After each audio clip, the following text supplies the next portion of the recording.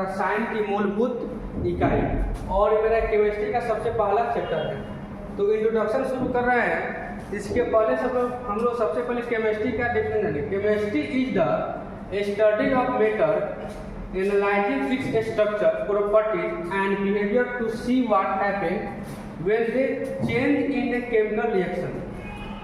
मतलब केमिस्ट्री जो है विज्ञान की एक सबसे महत्वपूर्ण शाखा है जिसमें हम किसी भी पदार्थों के संघटन, संरचना और उनके गुणों के बारे में अध्ययन करते हैं। मतलब वो पदार्थ का जो स्ट्रक्चर क्या होगा, संगठन मतलब उसमें क्या क्या मिला हुआ, किस किस पदार्थों से मिलकर बना हुआ है, और गुण उसका क्या, उसका जो प्रॉपर्टी है मतलब गुण है वह कैसा होगा, और जो रासायनिक प्रतिक्रिया जो होगा इसमें हम लोग कैसे रासायनिक प्रतिक्रिया करेगा उसके बारे में हम लोग क्या करेंगे, अध्ययन करेंगे।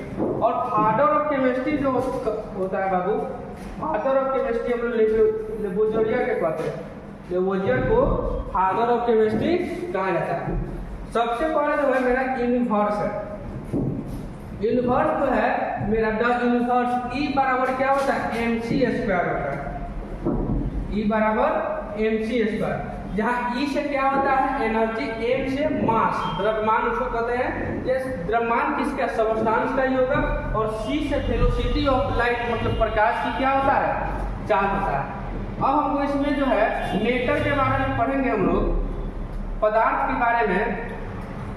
पदार्थ का जो होता है सबसे पहले पदार्थ में जो स्टेट, इसका स्टेट मतलब अवस्था, प्यूरिटी और चेंजेस के बारे में पढ़ेंगे। स्टेट मतलब इसकी क्या क्या अवस्था हो सकता है। तो भौतिक अवस्था जो होता है बाबू, सॉलिड, लिक्विड, गैस और बोस-आइंस्टाइन कंडेंसेट होता है।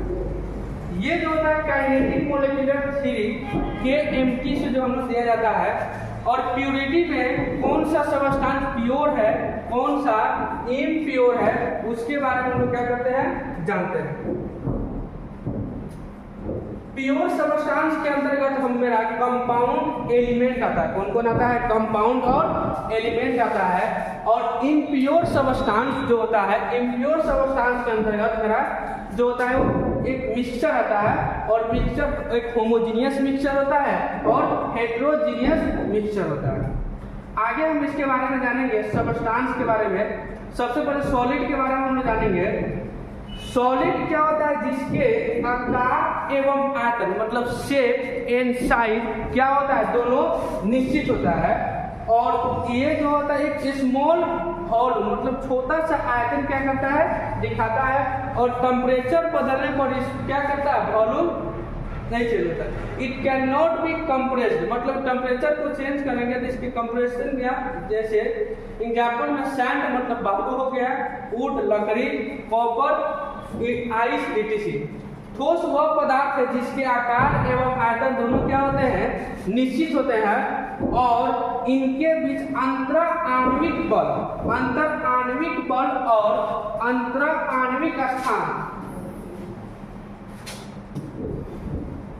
अंतर आणविक बल और अंतर आणविक स्थान क्या होता है, बहुत कम होता है। ठोस के बीच अंतर आणविक बल क्या होता है, काफी मजबूत होता है, और अंतर आणविक स्थान क्या होता है, काफी कम होता है। अंतर आणविक बल, तो बाबू जो भी मेरा पदार्थ होता है वो मॉलिक्यूल से मिलकर बना हुआ है। तो दो मॉलिक्यूल, बहुत सारे मॉलिक्यूल से मिलकर क्या हुआ है, बना हुआ है। तो दो मॉलिक्यूल के बीच लगने वाले आकर्षण बल को क्या कहते हैं, अंतर आणविक आकर्षण बल कहते हैं। और दो मॉलिक्यूल्स के बीच के जो खाली स्थान होता है, जो स्थान है उसको क्या कहते हैं, अंतर आणविक स्थान कहते हैं। इसके बाद जो है हम लोग पढ़ेंगे लिक्विड द्रव के बारे में। द्रव पदार्थ का एक क्या है, भौतिक गुण है, जिसमें क्या आयतन तो निश्चित रहता है लेकिन आकार क्या होता है, अनिश्चित होता है। क्या होता है, आकार अनिश्चित होता है। आकार अनिश्चित करने का मतलब, जैसे अगर हम 1 लीटर पानी को ग्लास में रखते हैं और एक मग में रखते हैं तो दोनों पानी तो 1 ही लीटर होगा, लेकिन इसका आकार क्या होगा, एक ग्लास के आकार का होगा, हो जाएगा, एक मग के आकार का हो जाएगा। और इसमें जो होता है अंतर आणविक आकर्षण बल, क्यों, अंतर आणविक आकर्षण बल जो होता है ठोस की अपेक्षा क्या होता है, कम होता है, ठोस की अपेक्षा क्या होता है, कम होता है। जबकि अंतर आणविक का स्थान ठोस की अपेक्षा क्या होता है, ज्यादा होता है। इसके बाद जो है हम लोग पढ़ेंगे गैस के बारे में। गैस भी एक क्या है, फिजिकल प्रॉपर्टी है किसका, सबस्टांस का। और इसमें आकार एवं आयतन दोनों क्या होता है, अनिश्चित होता है। और इसमें अंतर आणविक बल बहुत कम होता है, क्या होता है, बहुत कम होता है। और अंतर आणविक आकर्षण बल क्या होता है, अधिक होता है। जैसे मेरा ये सॉलिड हो गया, देखिए ये सॉलिड हो गया, इसमें क्या है कि अंतर आणविक स्थान देखिए क्या है, बहुत कम है। अंतर आणविक स्थान क्या है, बहुत कम है।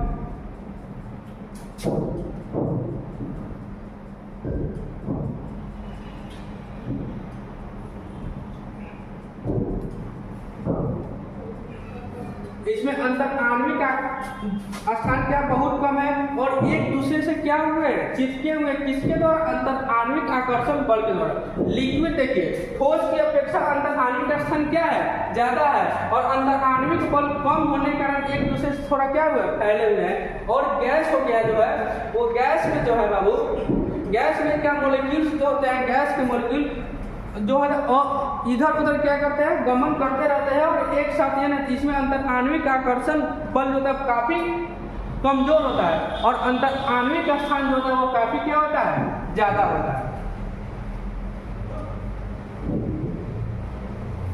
अब हम लोग पढ़ेंगे प्योर सबस्टांस के बारे में। किसके बारे में, प्योर सबस्टांस के बारे में। शुद्ध पदार्थ, तो all composition of substance is known is called pure substance. जैसे हम कोई पदार्थ होगा, अगर उसके कंपोजिशन के बारे में, उसमें क्या क्या पदार्थ मिला हुआ है, अगर उसके बारे में हमको मालूम पता रहेगा, उसको क्या बोलेंगे, प्योर सबस्टांस मतलब शुद्ध पदार्थ बोलेंगे। और प्योर सबस्टांस के अंतर्गत क्या, उस समय बताया अब क्या, एक एलिमेंट आता है और दूसरा क्या होता है, कंपाउंड। क्या होता है, एलिमेंट और दूसरा होता है कंपाउंड। अब हम कंपाउंड के बारे में पढ़ेंगे। तो कंपाउंड मतलब यौगिक एक रासायनिक पदार्थ है जो दो या दो से अधिक तत्वों के संयोग से बनता है। मतलब टू या मोर देन टू सबस्टांसेस का जो कॉम्बिनेशन होगा उससे क्या बनेगा, मेरा सबस्टांस बनेगा। जैसे हम लोग H2 प्लस O2 मिलकर क्या बनता है, 2H2। मतलब दो या दो से अधिक पदार्थों के मिलने से, संयोग से जो पदार्थ बनता है उसको क्या बोलते हैं, कंपाउंड कहते हैं।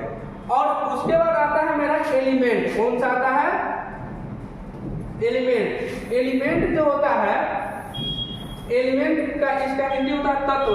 मतलब कि तत्व जो होता है वो ऐसे पदार्थ है जिसे किसी भी रासायनिक प्रतिक्रिया के द्वारा दो या दो से अधिक पदार्थों में हम लोग नहीं तोड़ सकते। जैसे एलिमेंट में हम लोग ऑक्सीजन हो गया, हीलियम हो गया, हाइड्रोजन हो गया, इसको क्या कर सकते हैं हम, तो इसको हम एक अलग अलग भागों में हम लोग क्या कर सकते हैं, नहीं तोड़ सकते हैं। और जो जिसे हम नहीं तोड़ सकते उसको क्या बोलते हैं, एलिमेंट कहते हैं।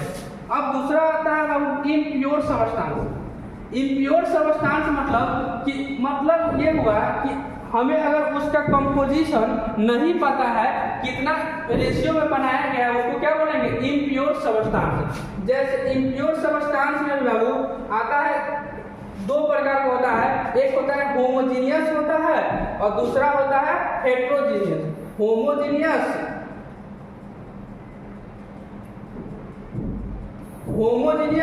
हेट्रोजीनियस। होमो मतलब क्या होता है, सेम। हेट्रो मतलब होता है हेट्रो, मतलब जो फेट फाट होगा, जो कोई अनुपात में नहीं है उसको क्या बोलेंगे, हेट्रोजीनियस। और होमोजीनियस मिक्सचर, देखिए ये मेरा जो है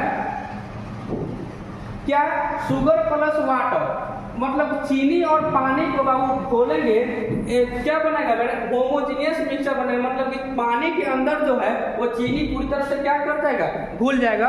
और इसी को कहते हैं समांगी मिश्रण। क्या बोलते हैं, समांगी मिश्रण। इसी को क्या बोलते हैं, समांगी मिश्रण। अब आता है होमोजीनियस मिक्सचर का जो है डेफिनेशन हम पढ़ेंगे कि समांगी मिश्रण दो या दो से अधिक पदार्थों के रूप में परिभाषित किया जाता है जिसमें एक दूसरे के साथ समान रूप रूप से क्या होते हैं, विपरीत होते हैं, समान रूप से वितरित होते हैं। और इसमें जैसे हम जब पानी में नमक NaCl घोलते हैं तो Na+ और Cl- जो आयन और पानी के अणु में समान रूप से क्या करते हैं, घुल जाते हैं। और इसको क्या बोलते हैं, होमोजीनियस मिक्सचर कहेंगे। दूसरा होता है हेट्रोजीनियस मिक्सचर। दूसरा क्या होता है, हेट्रोजीनियस मिक्सचर। हेट्रोजीनियस मिक्सचर जो होता है यह भी एक विसमांगी मिश्रण, मतलब ऐसे पदार्थ है जिसे हम क्या कर सकते हैं, भौतिक रूप से क्या कर सकते हैं, इसको हम अलग अलग कर सकते हैं।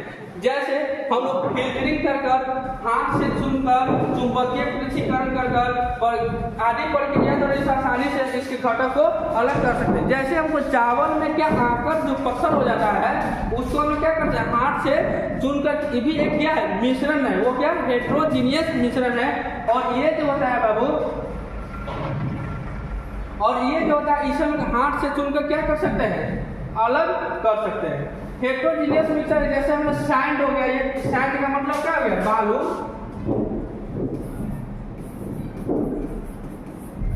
सैंड का मतलब हो गया आपको क्या, बालू।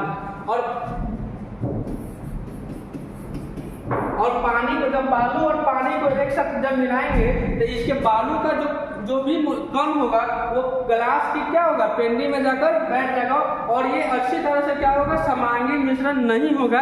इसीलिए इसको क्या बोलेंगे, हेट्रोजीनियस मिक्सचर। क्या बोलेंगे, हेट्रोजीनियस मिक्सचर। अब देखिए, केमिस्ट्री हमको पढ़ने के लिए सबसे पहले हमको एलिमेंट का नाम याद रहना चाहिए। क्या, एलिमेंट का 1, तो हम लोग अभी 1 to 20 एलिमेंट का जो है अभी हम लोग जानेंगे। 1 to 20 एलिमेंट का सिंबल, उसका इसका नाम जानेंगे, एलिमेंट कौन कौन होता है उसका सिंबल जानेंगे और 5 नंबर जानेंगे। जैसे 1 नंबर पर होता है हाइड्रोजन, 2 नंबर पर हीलियम, 3 नंबर पर lithium, beryllium, boron, carbon, nitrogen, oxygen, fluorine, neon, sodium, magnesium, aluminium, silicon, phosphorus, sulphur, chlorine, argon. 19 number पर पोटेशियम, 20 नंबर पर क्या होता है, कैल्शियम।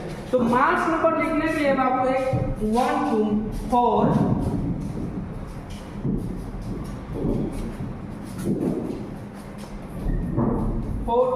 मास नंबर, ये 1 to 20 एलिमेंट के लिए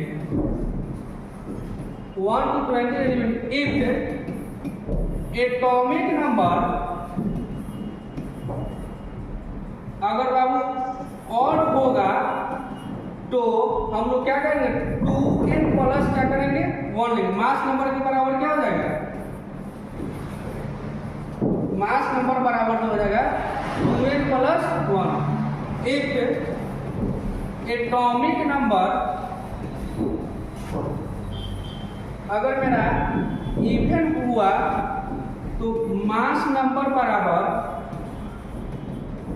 2n हो जाएगा। क्या हो जाएगा, 2n नंबर। अगर एटॉमिक नंबर मेरा सम संख्या होगा तो क्या करेंगे, उसका मास नंबर के लिए उसका क्या कर देंगे, दुगुना कर देंगे। अगर एटॉमिक नंबर अगर मेरा ऑड होगा तो उसका मास नंबर के लिए 2 दुगुना करके क्या जो करेंगे, 1 जोड़ देंगे। इसमें बाबू एक एक्सेप्शन होता है, अपवाद जिसको कहते हैं। क्या होता है इसमें, 1, 4, 7, 17, 18, 1, 4, 7, 17, 18 ये क्या होता है, अपवाद होता है। मतलब ये जो होता है इस नियम का पालन ऑड और इवन वाले का नियम का पालन नहीं करता है। जैसे मेरा हाइड्रोजन का 1 है, ये मेरा ऑड नंबर हुआ, तो ऑड नंबर हुआ तो ये क्या करें, दुगुना से 1 मतलब 3 होना चाहिए, लेकिन इसका क्या होता है, मास नंबर 1 होता है। तो ये अपवाद बताया ना कि 1, 4, 7, 17, 18 याद रखिएगा। अपवाद मेरा 1 से 20 तक कितना है, 1, 4, 7, 17 और 18, 1, 4, 7, 17 और 18। उसके बाद देखिए हीलियम क्या है, हीलियम का 2 है। 2 मेरा क्या, कौन सी संख्या है, इवन नंबर है, मतलब सम संख्या है। तो सम संख्या है 2 दूना 4, क्या हो जाएगा 4। 3 लिथियम, 3 नंबर पर क्या था, लिथियम। 3 नंबर पर 3 दूना 6, 1, 7, क्योंकि 3 क्या है, एक ऑड नंबर है। उसके बाद जो है देखिए बेरिलियम का कितना होना चाहिए, 8 होना चाहिए, लेकिन हम बताएं ना अपवार गुण 1 4 मतलब कि 4 भी इसके नियम का पालन नहीं करेगा, तो 4 गुण इसका 8 होना चाहिए, लेकिन होता है कितना 9 होता है, कितना होता है 9।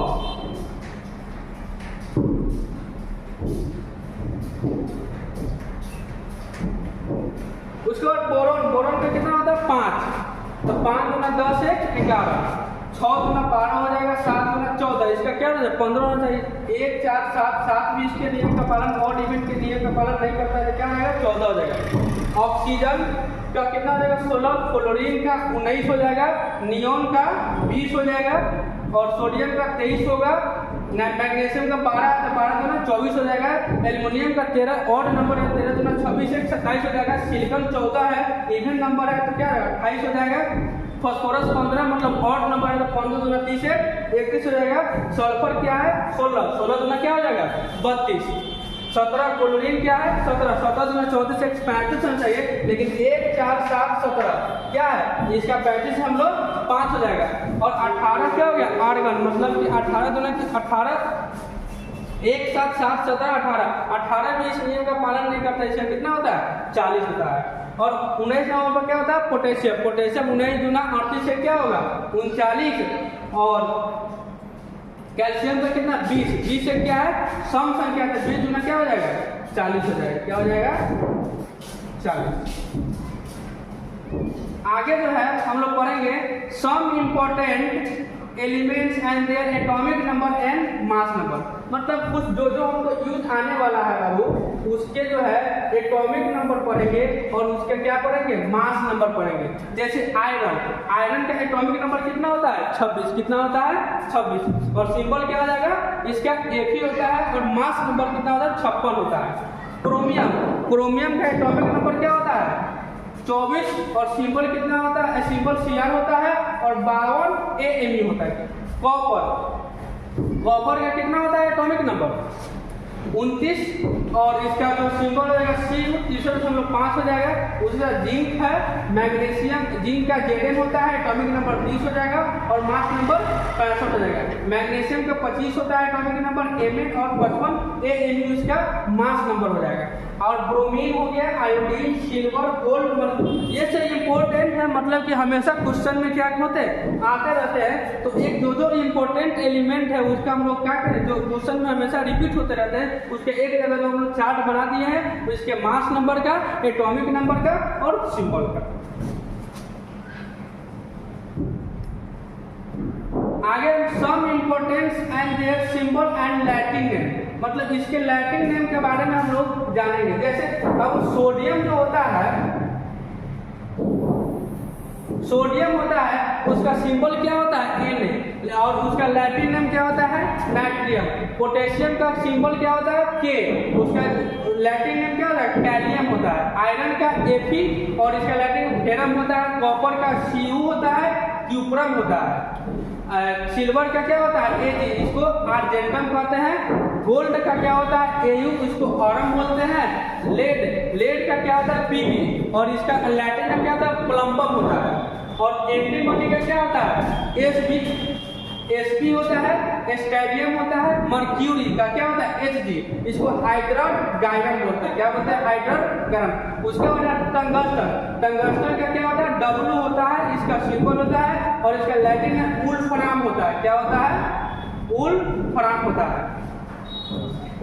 उसके बाद है मेरा टीन, टीन का क्या होता है Sn, और इसका क्या होता है स्टेनम। क्या होता है स्टेनम।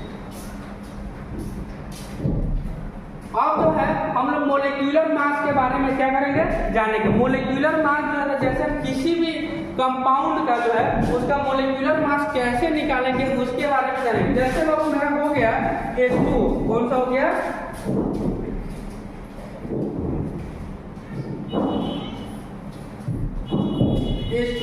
H2O का हमको मोलिक्यूलर मास निकालना है। तो हाइड्रोजन का कितना होता है मास नंबर 1 होता है। कितना होता है 1। हाइड्रोजन कितना है 2 है, तो 2 इंटू क्या आ जाएगा 1, और प्लस ऑक्सीजन का कितना होता है 16। एटॉमिक नंबर 8 होता है, एटॉमिक मास कितना होता है 16।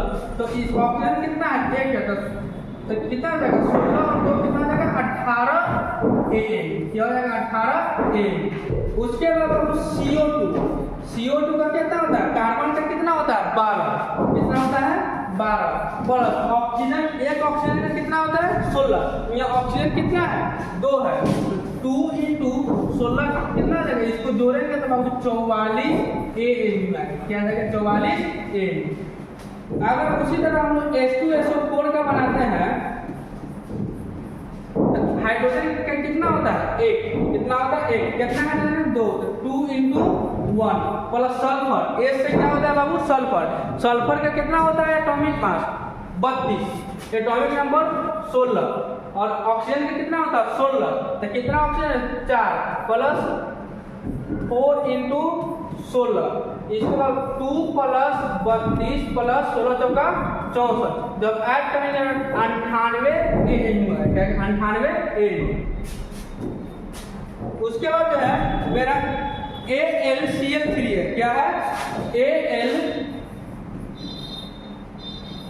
AlCl3, एल्युमिनियम में कितना होता है 27 प्लस क्लोरीन का, एक क्लोरीन का कितना होता है 35.5, तो 35.5 गुने क्या हो जाएगा 3, तो 27 प्लस 106 क्या हो जाएगा 5 बराबर 133 क्या हो जाएगा 5 हो जाएगा, कितना हो जाएगा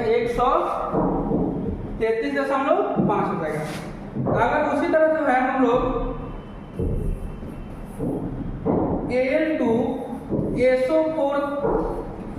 SO4 का होल 3 का बाबू निकालेंगे, एल्युमिनियम यहाँ पर कितना है 2 है, तो 2 × क्या हो जाएगा 27 प्लस, देखिए यहाँ पर होल 3 ट्वाइस है, तो होल ट्वाइस है 3 गुने सल्फर का कितना होता है 32, कितना होता है 32 प्लस ऑक्सीजन का कितना होता है 16 का 64, तो 27 गुना 54 प्लस 32 और 64 कितना 96, 3 गुना क्या हो जाएगा 96, 3 गुना 96, इसको ऐड करेंगे तो बाबू 54 प्लस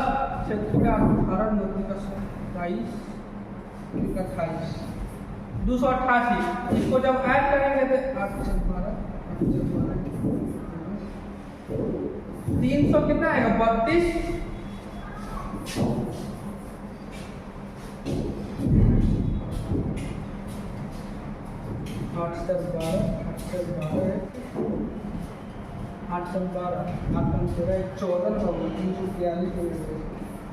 342 AM, इसका क्या है 342 AM। अगर इस तरह कोई कंपाउंड रहेगा तो हम लोग निकाल सकते हैं। अगर मेरा HCOOH, इसको एसिड फॉर्मिक एसिड कहते हैं, अगर इसका निकालना 1 प्लस 12 प्लस 16 प्लस 1, तो क्या हो जाएगा 16 32, अब 32 12 हो जाएगा 44, और 44 में क्या हो जाएगा 46, तो इस तरह जो है हम लोग मोलिकुलर मास, इस तरह मोलिकुलर मास क्या कर सकते हैं, हम किसी भी कंपाउंड का क्या कर सकते हैं हम लोग निकाल सकते हैं।